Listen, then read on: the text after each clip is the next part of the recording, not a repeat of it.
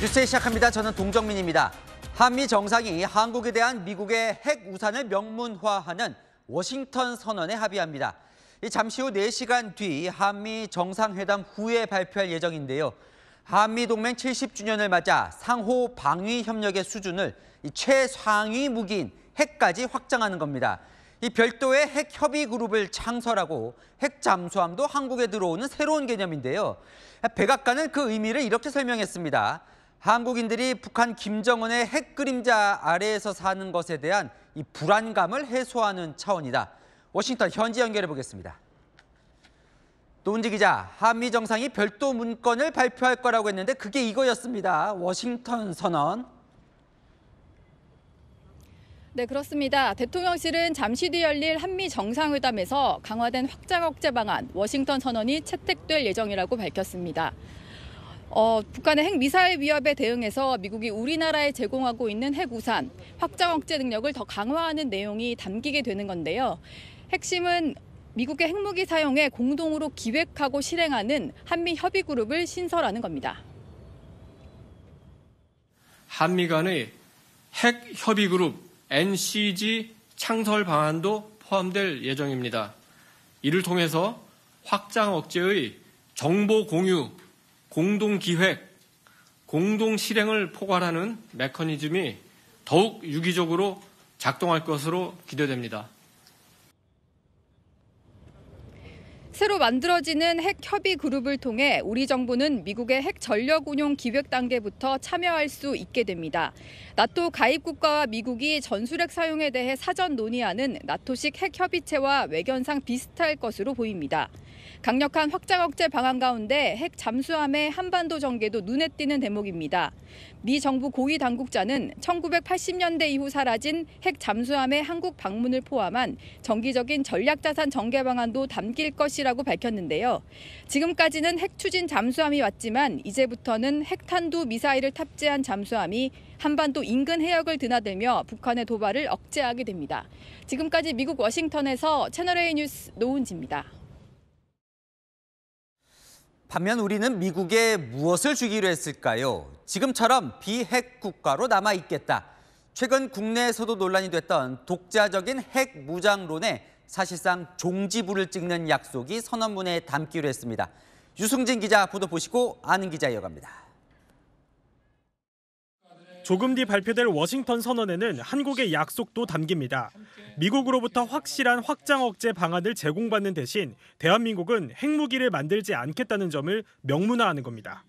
미 정부 고위 당국자는 한국이 비핵국으로서의 지위를 유지하고 핵 확산 금지 조약을 계속 준수하겠다는 약속이 담길 것이라고 설명했습니다. 이번 워싱턴 선언이 발표되면 한반도 전술핵 재배치도 정부 차원에서는 더 이상 요구할 수 없을 것으로 보입니다. 미 정부 고위 당국자는 냉전 시대처럼 한반도의 어떤 종류의 핵무기도 재배치할 의도가 없다고 선을 그었습니다. 지난해 말 북한의 추가 핵실험 가능성이 커지자 한국에서는 한반도 전술핵 재배치가 거론된 바 있습니다. 공개적으로 입장을 표명할 수 있는 문제는 아니고 우리나라와 미국의 그 조야의 여러 의견들을 잘 경청하고 또 따져보고 있습니다. 미국은 핵뿐만 아니라 전략자산의 상시 배치에도 부정적입니다. No new deployment of strategic assets on a permanent basis, but you'll see assets moving in and out on a routine basis. 미국이 한국의 약속을 강조한 것은 인도태평양 지역 외교 전략과 무관하지 않습니다. 인도태평양 국가들의 비핵국 지위를 유지시켜야 하는 미국에게 한국의 비핵화 약속은 큰 힘이 될 수 있다는 분석입니다. 채널A 뉴스 유승지입니다.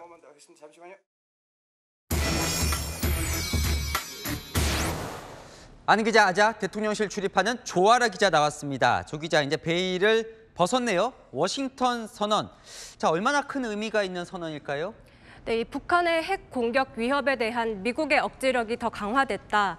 그래서 대한민국은 조금 더 안전해졌다라는 게 대통령실과 미 행정부의 공통된 설명입니다. 그래요? 그러면 그 전과 이 워싱턴 선언 이후에 실질적으로 뭐가 달라지는 겁니까?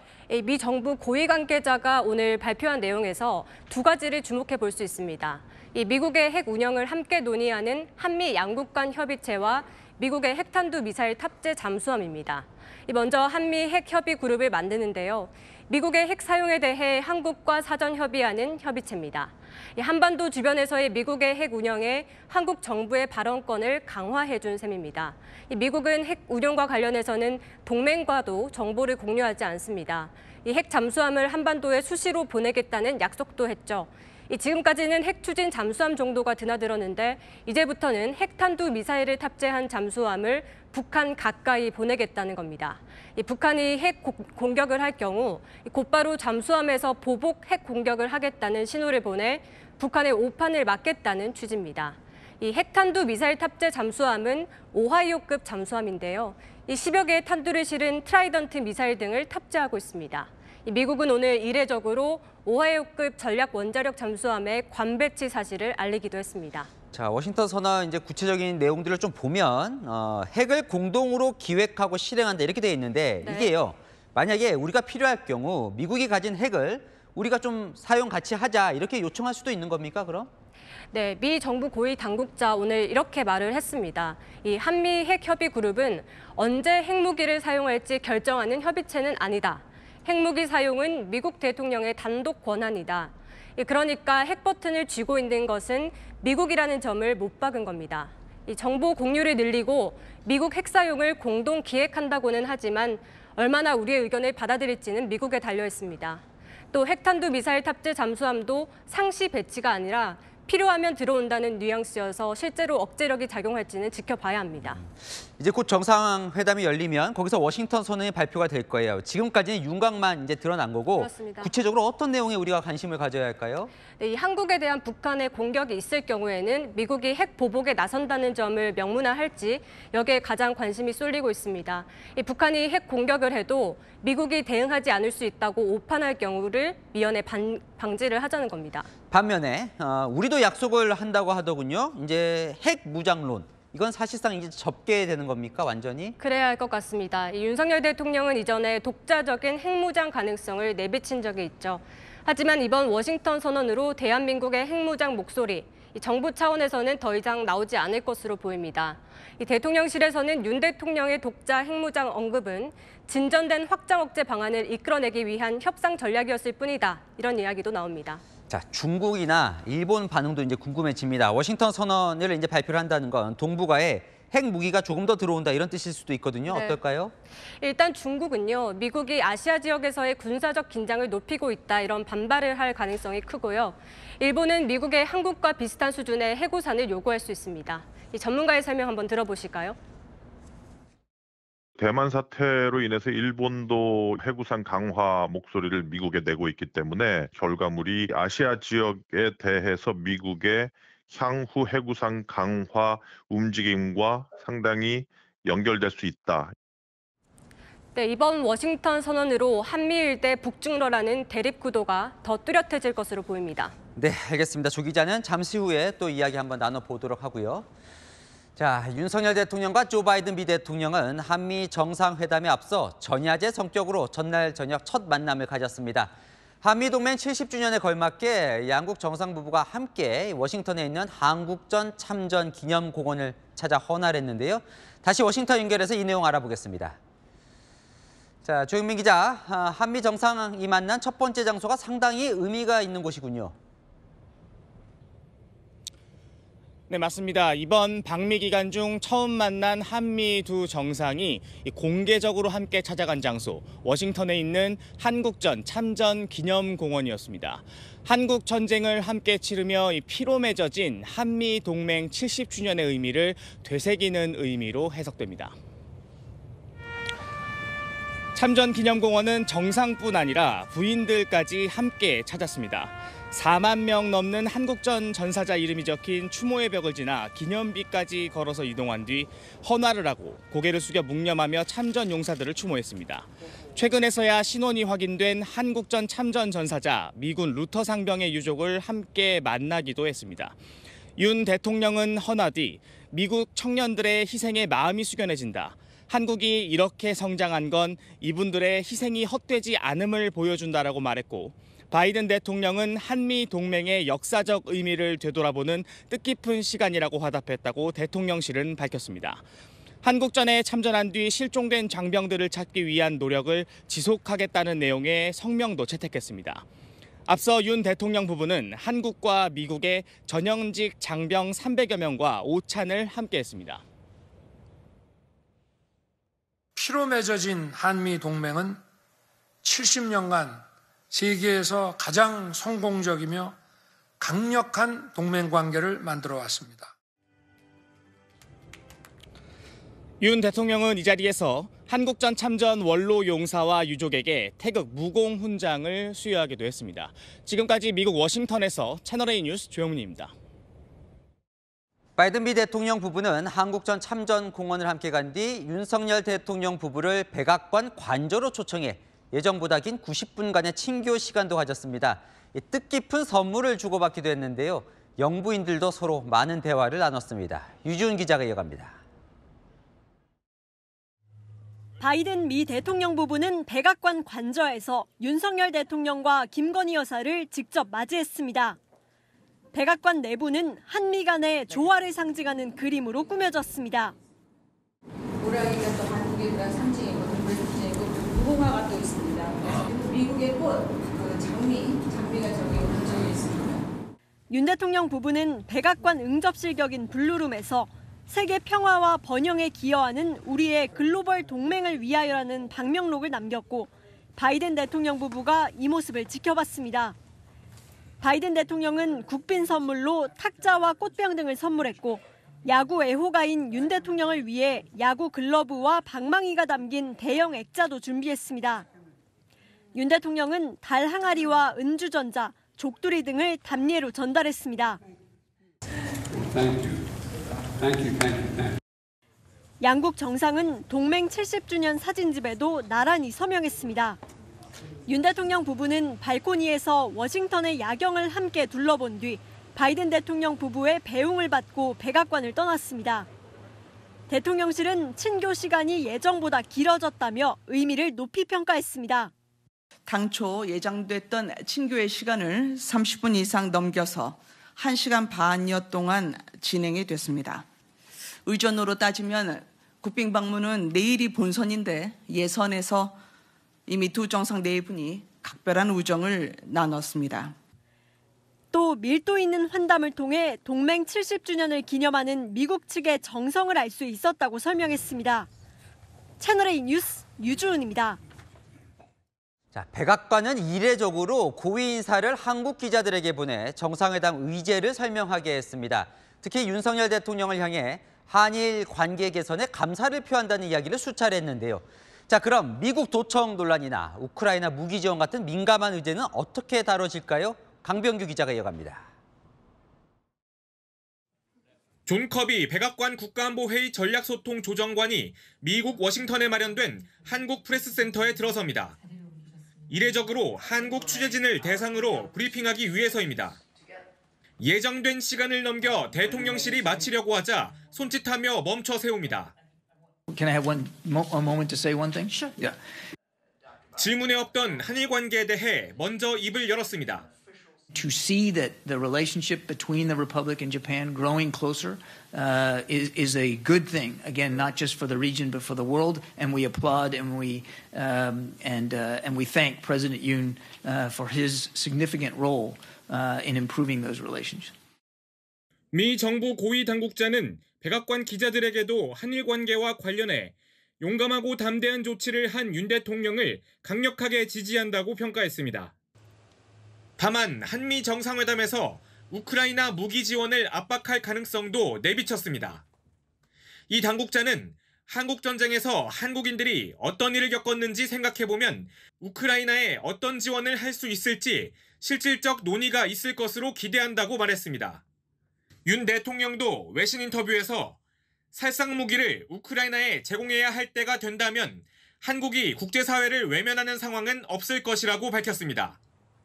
윤 대통령은 또 미국의 불법 감청 의혹에 대해서는 한미동맹을 지지하는 철통 같은 신뢰를 흔들 이유가 되지 않는다고 말했습니다. 채널A 뉴스 강병규입니다.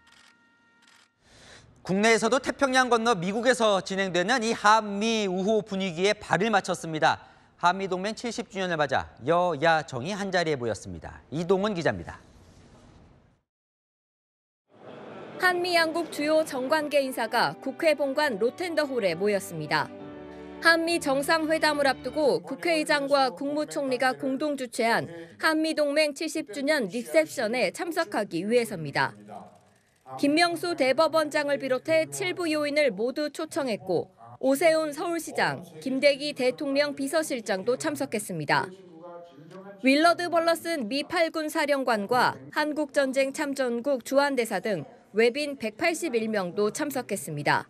한미동맹 70년의 찬란한 우정과 영원한 미래를 위하여 같이 갑시다. Let's go together.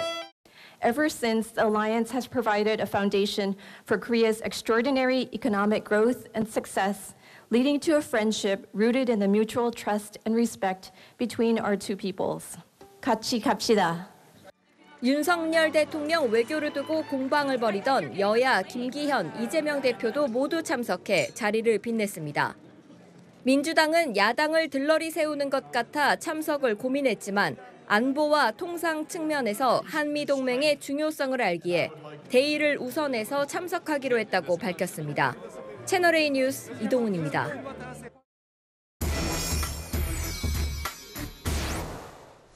자, 조아라 기자 다시 나왔습니다. 한미 정상이 지금 1박 2일 동안 계속 같이 있는 모습인데, 자, 한미 양국 정상 부부가 함께 한국전 참전공원을 간 건 역대 처음이라고 하네요. 네, 그렇습니다. 윤 대통령은 취임 1년이 채 안 됐지만 벌써 취임 후 바이든 대통령과 6번째 만남입니다. 앞서 보신 것처럼 한미 정상 부부는 한국전 참전 용사 기념비를 국빈 방문 중 첫 만남 장소로 택했습니다. 바이든 대통령은 공원을 둘러보며 윤 대통령의 등을 살짝 만지면서 친근감을 표시하기도 했습니다. 이어 윤 대통령 부부를 백악관 관저로 초청해 친교의 시간을 가졌는데요. 이 바이든 대통령이 방명록을 서명하는 김건희 여사의 의자를 잡아주는 모습이 포착되기도 했습니다. 자, 저 친교 행사에서 교환한 이 선물이 또 여러 의미를 담고 있더군요. 네, 그렇습니다. 미국 정부는요, 작은 탁자와 꽃병을, 우리는 자개 장식 달 항아리를 선물했는데요. 이 질 바이든 여사가 항아리를 보고 연신 아름답다고 감탄하는 모습이 카메라에 포착되기도 했습니다. 이 국빈 선물 외에 바이든 대통령이 개별적으로 준비한 선물이 더 눈길을 끌었는데요. 윤 대통령에게 과거 박찬호 선수가 활약했던 필라델피아 필리스 로고가 들어있는 야구 글러브와 배트, 야구공이 담긴 대형 액자를 선물한 겁니다. 윤 대통령이 최근 프로야구 개막전에서 시구한 모습을 기억하고 준비한 건데요. 이 전날 윤 대통령이 만난 넷플릭스 CEO도 윤 대통령의 야구 시구를 언급했었죠.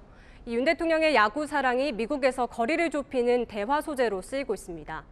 또 질 바이든 여사는 9월에 생일인 김건희 여사에게 탄생석 사파이어가 장식된 목걸이를 선물하는 섬세함도 보였습니다. 자, 이 다양한 에피소드가 전해지고 있던데, 네, 바이든 미 대통령이 윤석열 대통령에게 제로 콜라를 줬다고요? 네, 그렇습니다. 대통령실은 양국 정상 간 오간 재밌는 에피소드를 공개했는데요.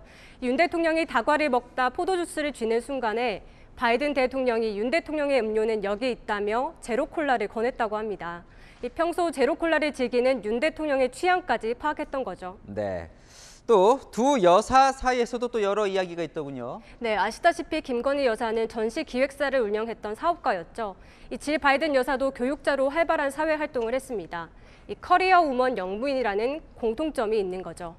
김 여사는 바이든 여사에게 영부인으로서의 어려운 점을 물었고, 바이든 여사는 자신의 좌우명 Just be yourself라는 문구를 상기하며 힘을 얻는다고 말했습니다.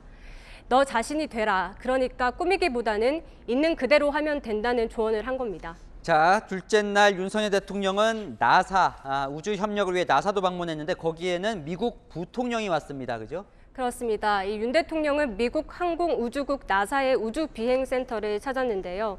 미 우주위원회 위원장을 맡고 있는 카멀라 해리스 부통령이 직접 안내를 맡았습니다. 우리 정부는 2025년에 달에 우주비행사 사람을 보내는 미국 주도의 달 탐사 계획 아르테미스의 주요 프로젝트에도 참여하기로 했습니다. 이 자리에는 한인 출신의 첫 우주비행사인 하버드대 의대 출신 조니 김도 참석했습니다. 자, 이번에 윤 대통령 갈 때 122명 최대 규모의 경제 사절단도 데리고 갔는데 미국 기업으로부터 투자도 꽤 유치를 했습니다. 그렇습니다. 이 삼성전자 이재용, SK 채태원, 현대차 정의선, LG 구광모 회장 등 한국 기업인과 미국의 퀄컴, 보잉, 코닝 회장 등 미국 기업인과 함께 비즈니스 라운드 테이블을 함께 했죠. 이 반도체 등 첨단 기업과 유리 제조업체 코닝 등 미국 기업의 투자를 유치했습니다. 방미 이틀 동안 유치한 투자 규모가 총 7조 8천억 정도 됩니다. 자, 이제 본편입니다. 이제 정상회담이 곧 열립니다. 11시부터 우리 시간으로 한국 시간으로 저녁 11시부터 저희가 이제 다 생중계를 해드리려고 만반의 준비를 하고 있는데요. 미리 좀 살펴볼까요? 네, 윤 대통령 12년 만에 국빈 방문입니다. 이 국빈 방문의 하이라이트는 국빈 환영식입니다.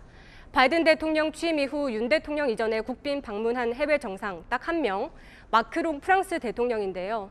양국 정상의 환영사와 답사 후에 화려한 의장대 사열 뒤 백악관 발코니에서 함께 손인사를 할 것으로 보입니다. 이어 5분 정도 양국 정상 부부가 환담을 가진 뒤 정상회담이 시작되는데요. 이어 한미 정상회담은 소규모의 소인수 회담과 확대 회담 순으로 진행되고 이어 공동 기자회견과 국빈 만찬까지 이어지게 됩니다. 자, 저기서 나온 저 국빈 만찬이 또 관심이에요. 질 바이든 여사가 특별한 준비를 많이 했다면서요? 네, 그렇습니다. 이 질 바이든 여사는 만찬 메뉴와 만찬장 디자인의 의미를 직접 소개하며 각별히 신경을 썼습니다.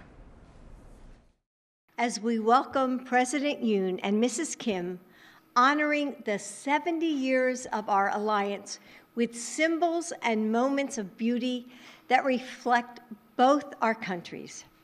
To the swirl of colors in the table decor that mirrors the South Korean flag, to the mix of symbolic flowers throughout, peonies, hibiscus, azaleas, and orchids, we hope to showcase the harmony of our cultures and our people intertwined. Guests will enjoy their meal beneath the boughs of cherry trees.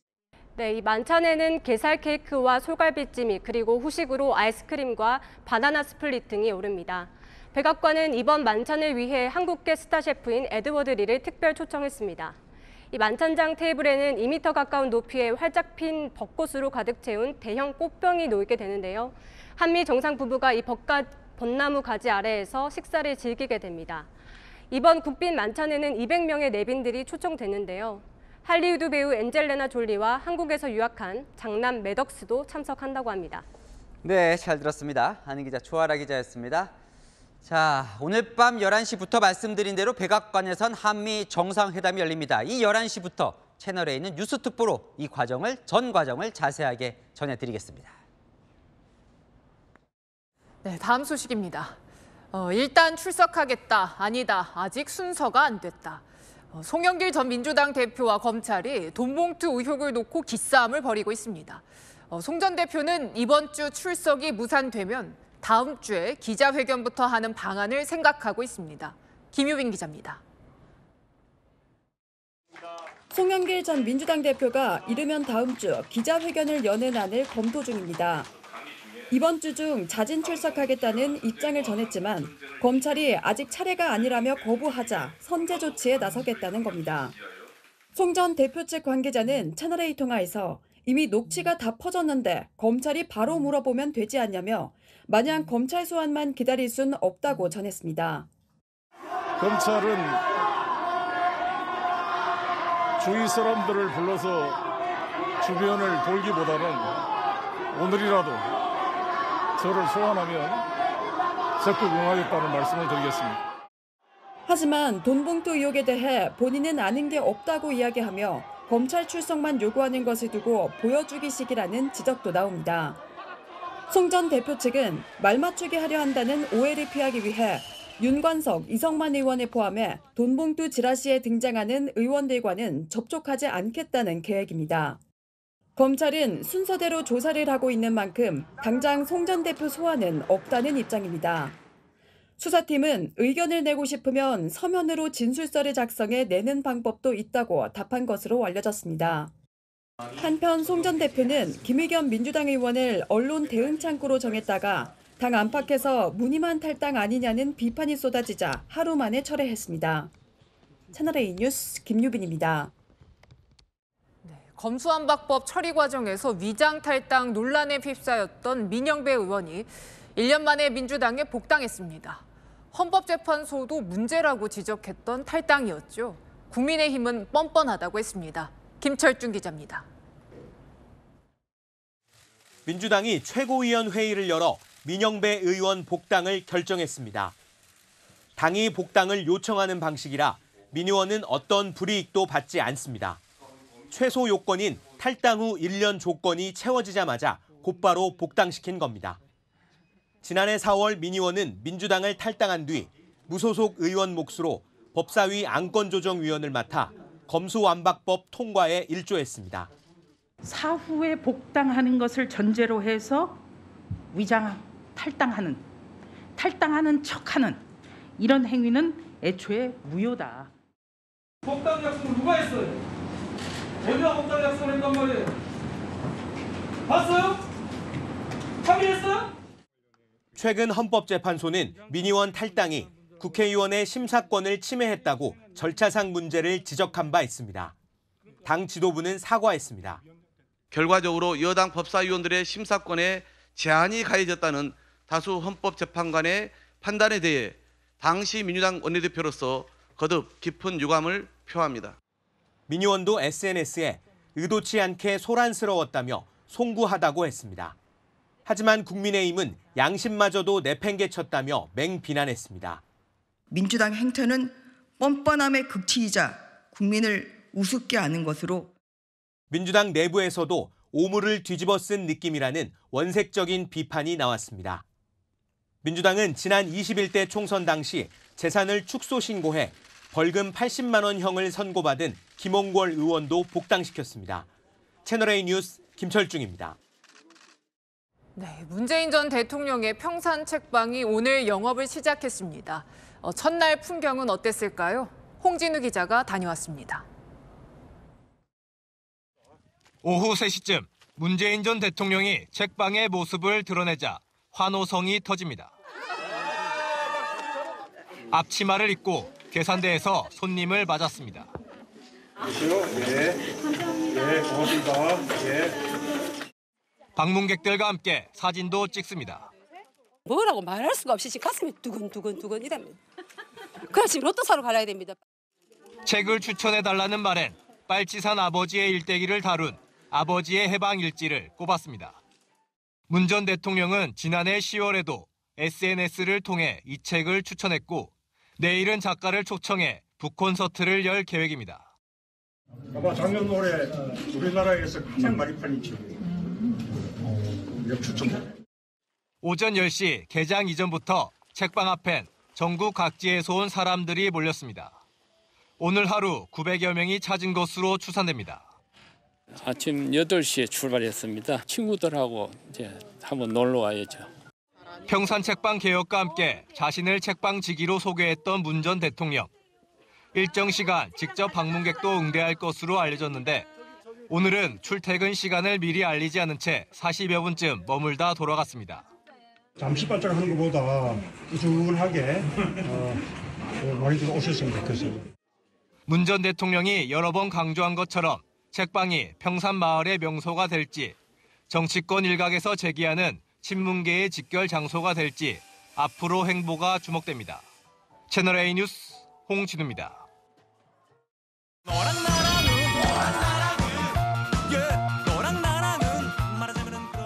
네, 여랑여랑 정치부 윤수민 기자와 함께합니다. 첫 번째 주제 보겠습니다. 국민의힘 김기현 대표는 뭘 불고 있고요. 뭘 머금으라고 이야기를 했습니까? 네, 국민의힘 의원들이요, 이 소주를 입에 머금으라고 했습니다. 소주요? 네, 오늘 김기현 대표를 포함한 이 국민의힘 지도부가 음주운전을 근절시키겠다며 서울 마포경찰서를 찾았는데요. 음주운전 방지 장치 시연에 직접 나섰습니다.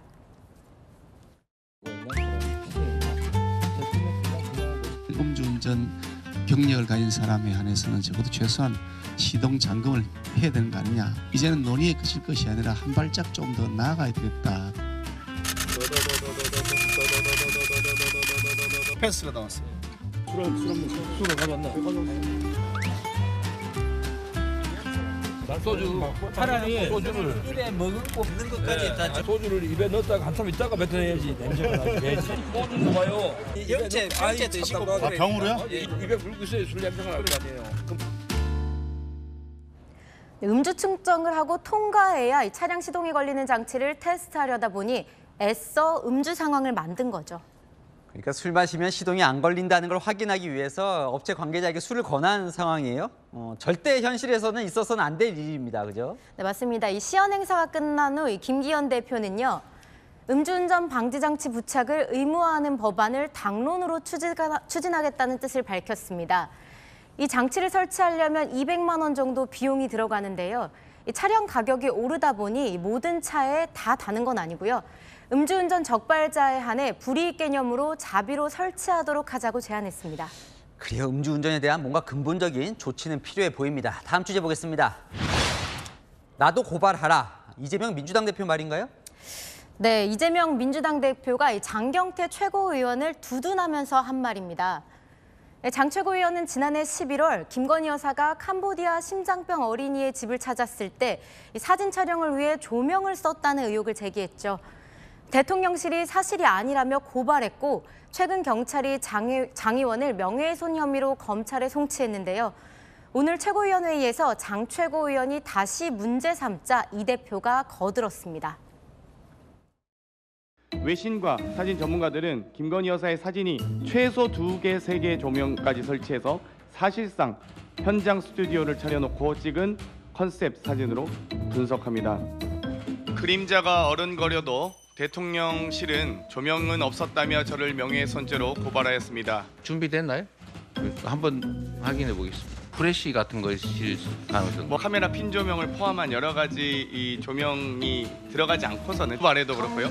턱 밑에도 저렇게 밝게 확실하네. 되기 어렵습니다. 저도 보니까 조명 같은데 저도 고발하시기 바랍니다. 조명 쓴 것 같습니다. 자, 저 송치에 대한 반발 때문일까요? 장 최고위원이 오늘 또 다른 의혹을 제기했습니다. 네, 이번에는 이 미국에 국빈 방문한 윤석열 대통령이 환영 나온 화동에게 입을 맞추는 장면을 문제 삼았습니다. 미국에서는 아이가 동의를 하지 않는 경우에 아이의 입술이나 신체의 다른 부분에 키스하는 것은 성적 학대 행위로 간주되고 있습니다. 심각한 범죄라면서 맹비난하던데 조금 더 자세히 보죠. 저 장면이죠. 네, 이 가벼운 볼뽀뽀 정도로 보이죠. 장해찬 국민의힘 청년 최고위원은 머리에 온통 포르노나 성적 학대 같은 생각밖에 없냐라며 반발했는데요. 부시 전 미국 대통령의 사진을 꺼내들며 이 부시 대통령도 성적 학대를 하는 거냐며 꼬집었습니다. 네, 우리나라 다른 대통령들은 좀 어땠는지도 궁금하네요. 네, 이 전직 대통령들도 이 화동에게 포옹이나 입맞춤을 하는 사례는 사실 종종 있었는데요. 보수 정권, 진보 정권 할 것 없이 환영과 반가움의 표현이었죠. 환영의 의미로 나선 아이들까지도 이 정쟁에 이용하지는 않았으면 좋겠습니다. 네, 지금까지 야랑야랑이었습니다. 네, 수단 교민 28명이 교전 중인 사지에서 무사히 탈출하기까지는 각자의 자리에서 사명감 하나로 최선을 다한 사람들의 활약이 있었기에 가능했습니다. 그중에서도 교민 구출에 가장 먼저 나섰던 외교관이 전해온 이 사선을 넘나드는 탈출기 들어보시죠. 정다은 기자입니다. 교민 28명이 사선을 넘어 현지 공항에 도착했을 땐 모든 문제가 해결돼 있었습니다. 교민분들 중에 6분이 여권이 없는 상황이었습니다. 그래서 그분들 여권 없이 출국하는 데 문제 없도록 그걸 준비를 했고. 앞서 9개 지역에 흩어진 교민들을 수도 하르툼에 있는 대사관으로 대피시키기 위해 수단 주재 한국 대사는 직접 방탄 차량 운전대를 잡아야 했습니다. 그분들이 목숨을 걸고 오셨습니다. 정말로. 총알 막 날아다니는데 오셨어요. 정말 고맙습니다. 그분들 정말 너무 고생하셨어요. 곳곳에서 검문이 이어졌고 수십 번 전화를 해야 한 명과 연락이 닿을 정도로 통신 상태도 좋지 않았습니다. 하루 24시간 중 15시간 이상 총성이 울릴 정도로 심각했습니다. 식량난도 좀 있었고 특히 연료난도 있었고 식수난도 있었지만 좀 절약을 좀 해가면서 우리 교민들하고 같이 나눠가면서 이렇게 버텼고요. 슈퍼마켓에 갔다가 총격전을 목격하고 대사관으로 뛰어간 외교관은 입고 있던 체육복 차림으로 파리를 보내야 했습니다. 그 상황이 그런 녹록지 않다 보니까 우회해서 이렇게 가야 되는 경우도 많았습니다. 그리고 중간중간에 한 10km를 가면은 한 7, 8군데 이렇게 체크포인트가 있었거든요. 그러다 보니까 시간이 많이 걸리고 그랬었는데. 공군 시그너 쓰기로 13시간을 날아 서울에 도착한 이들. 안도감에 눈물이 핑 돌았습니다. 마지막에 이제 비행기 내릴 때 비행기 창밖으로 이제 서울 모습을 보니까 그때까지 눈물이 나더라고요. 채널A 뉴스 정다은입니다. 네, 시청자의 제보로 만드는 뉴스입니다. 같은 학년 친구의 바지를 벗기고 폭행으로 전치 6주 진단이 나오게 하고 인천의 한 중학교에서 벌어진 학교 폭력입니다. 가해 학생은 고작 열흘 출석 정지만 받았는데요. 피해 학생은 가해 학생과 마주쳐야 한다는 두려움에 떨고 있습니다. 조현진 기자입니다. 남학생들이 앉아있는 학생에게 시비를 겁니다. 나오라고. 머리카락을 붙잡고 일으키더니 뺨을 때립니다. 멱살잡이를 하는 동안 복도에선 학생들이 이를 쳐다봅니다. 폭행당한 학생은 병원으로 이송됐고 턱 관절 골절에 치아 여러 개가 흔들리는 등 전치 6주 진단이 나왔습니다. 전날 가해 학생이 복도에서 피해 학생의 바지를 벗겨 망신을 준 게 발단이 됐습니다. 이제 저희 아이가 화가 나니까 너 학폭위 신고하겠다. 뭐 장난이라고 하니까 지들은. 네. 근데 당한 사람은 장난이 아니고. 그러자 가해 학생은 쌍방 폭행이면 문제가 없다며 폭행을 유도하려 시비를 걸었고 그 과정에서 또다시 폭행까지 한 겁니다. 친구들을 대동해 폭행하는 모습을 촬영하기도 했습니다. 그런데 학교폭력심의위원회에선 폭행을 주도한 가해 학생에겐 출석정지 10일, 영상을 찍은 학생에겐 서면 사과가 전부였습니다. 중학교는 의무교육이어서 퇴학 조치는 징계 논의 과정에서 아예 배제됐고 강제 전학은 가해 학생을 받아줄 학교가 없다는 이유였습니다. 이렇게 결정을 했냐, 이렇게 낮게 했냐, 이렇게 저희가 이야기할 수 있는 건 아니고, 어쨌든 그 결정에 대한 부분은 학부심의위원회 자체적인 결정인 거잖아요. 가해 학생은 현재 현장 체험학습을 이유로 학교에 나오지 않고 있습니다. 이르면 다음 달 학교에 나오면 피해 학생과 다시 같은 공간에 있게 됩니다. 하지만 학교 측은 채널A 취재진의 문의에 아직 분리 조치 방법을 결정하지 못했다고 밝혔습니다. 밤만 되면 소리를 깨게 지르거든요. 엄마 나 의기소침하게 있고 싶지 않아. 그러면 왠지 나 너무 창피하게 느껴져 이렇게 얘기를 하더라고요. 채널A 뉴스 조현진입니다. 마약을 주는 어른이 있다. 2년 전 경찰로 이런 제보가 들어옵니다. 그렇게 시작된 수사로 마약 사범이 무더기로 붙잡혔습니다. 여기에는 미성년자 15명도 있었는데요. 심각한 중독에 시달리고 있었습니다. 백승현 기자가 보도합니다. 건물 외벽 전기 계량기를 열자 바닥에 뭔가 툭 떨어집니다. 앰플에 든 액상 대마입니다. 늦은 밤, 차 안에서 뭔가를 건네받은 남성이 손에 든 물건을 요리조리 유심히 살펴봅니다. 역시 액상 대마입니다.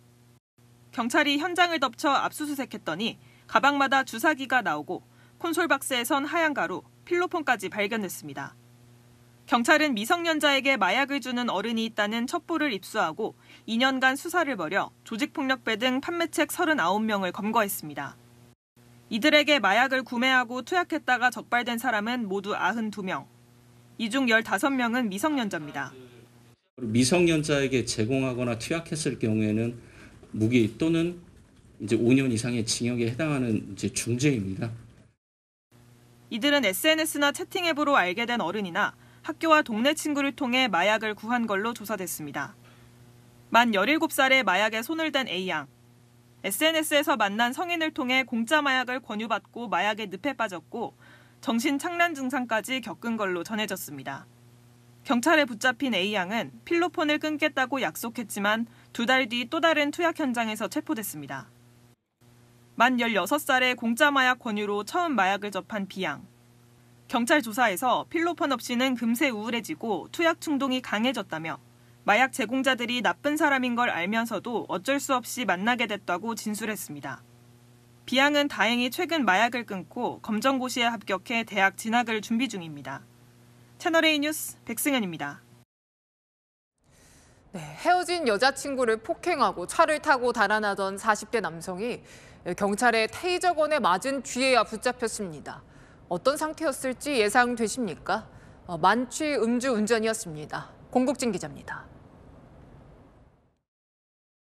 앞을 가로막은 경찰차 2대를 연달아 아슬아슬 비껴가며 질주하는 화물차. 정지 신호등도 무시한 채 교차로를 지나더니 마주오던 승용차를 가까스로 피합니다. 좁은 골목길에서도 화물차는 속도를 줄이지 않습니다. 막다른 길에 이르자 화물차에서 내린 남성은 인근 아파트 단지로 도주합니다. 한 시민이 도주하던 남성을 먼저 붙잡고 뒤를 쫓던 경찰들이 테이저건을 쏴 겨우 검거합니다. 부산 도심에서 아찔한 추격전이 벌어진 건 지난달 29일 새벽. 제가 검문하려고 다가가니까 차가 갑자기 전속력으로 도망을 가가지고 큰 사고 나면 안 되겠다 생각이 나가지고 쫓게 됐습니다. 5km에 걸쳐 10분 넘게 이어진 도심 추격전에는 경찰차 10대가 동원됐습니다. 경찰에 붙잡힌 남성은 42살 박모 씨. 박 씨는 헤어진 여자친구를 폭행하고 있다는 신고를 받고 출동한 경찰이 나타나자 자신의 화물차를 타고 도주했습니다. 체포된 박 씨의 혈중 알코올 농도는 0.126%로 면허 취소 수준의 만취 상태였습니다. 박 씨 검거에 도움을 준 택배기사에게는 감사장이 수여됐습니다. 너무 빨라가지고 그 상황에서 이제 찾다가 새벽에 택배 하시는 분이 같이 찾다가 같이 뛰고 도움을 주셨지요. 경찰은 박 씨에 대해 폭행 및 스토킹 처벌법 위반 등 혐의로 입건해 조사를 벌이고 있습니다. 채널A 뉴스 공국진입니다. 네, 이 차선을 바꾸는 차량은 곧잘 보험 사기의 먹잇감이 됩니다. 이런 차량들을 골라서 일부러 사고를 일으킨 보험 사기범들 잡고 보니까요. 생활비 또 유흥비 벌어보겠다는 20, 30대가 많았습니다. 정현우 기자입니다. 서울의 한 대로를 달리는 승용차. 깜빡이를 켜고 차선을 바꾸려 하자 옆 차선에서 뒤따르던 차가 속도를 내더니 고의로 들이받습니다. 금융감독원이 지난해 보험 사기를 위해 고의로 낸 사고 1,581건을 적발했는데 60%가 이렇게 진로 변경 차량을 노려 일부러 사고를 낸 경우였습니다. 차선 변경이 안 되는 실선에서 진로를 바꾸면 접촉사고가 났을 때 과실 비율이 더 높다는 점을 악용한 겁니다. 적발된 가해자 109명 중 대부분은 소득이 없는 20대와 30대. 생활비나 유흥비 마련을 위해 지인과 미리 짜고 역할을 나눠 사고를 냈습니다. 사고를 낸 뒤 치료비와 차량 수리비 명목으로 보험금 84억 원을 챙겼습니다. 고의사고가 의심되는 교통사고가 발생한 경우에는 경찰과 보험회사에 알려 도움을 요청하시고 증거자료와 목격자를 확보하는 등 차분하게 대응하시는 것이 중요합니다. 지난해 전체 자동차 보험 사기 적발액은 4,705억 원으로 전년보다 12% 넘게 늘었는데 3년간 꾸준히 증가했습니다. 보험업계는 최근 SNS 등을 통해 고의사고를 공모하는 젊은 층이 늘고 있다며 교통법규를 준수해 사고 자체를 막아야 한다고 조언합니다. 채널A 뉴스 정현우입니다. 반려동물을 집단으로 키우거나 분양하는 곳이 적지 않은데요. 학대 수준의 열악한 환경이 문제입니다. 이 때문에 앞으로는 허가제로 바뀝니다. 무허가로 판매하면 징역형에 처하거나 폐쇄 조치도 가능해집니다. 광민경 기자가 취재했습니다. 지난달 경기 양평의 한 주택에서 1,200구가 넘는 개 사체가 발견됐습니다. 집주인인 60대 남성은 개나 고양이를 처분 목적으로 돈을 받고 데려온 뒤 사료를 주지 않아 굶겨 죽인 혐의로 재판에 넘겨졌습니다. 참혹한 상황이었습니다. 모든 곳이 개의 사체, 모든 공간에 개가 켜켜이 쌓여 있었고 통 안에는 개들이 가득 들어 있었습니다. 내일부터 시행되는 동물보호법 개정안에 따라 이렇게 반려동물을 유기하거나 폐기할 목적으로 거래하는 것만으로도 300만 원 이하의 과태료를 물게 됩니다.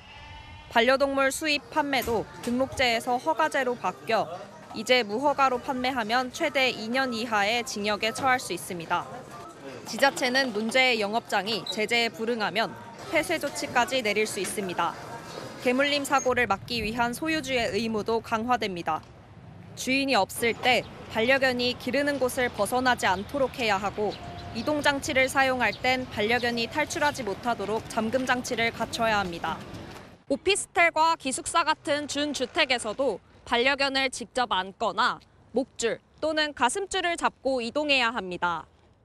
이를 어기면 최대 50만 원, 맹견의 경우 최대 300만 원의 과태료가 부과됩니다.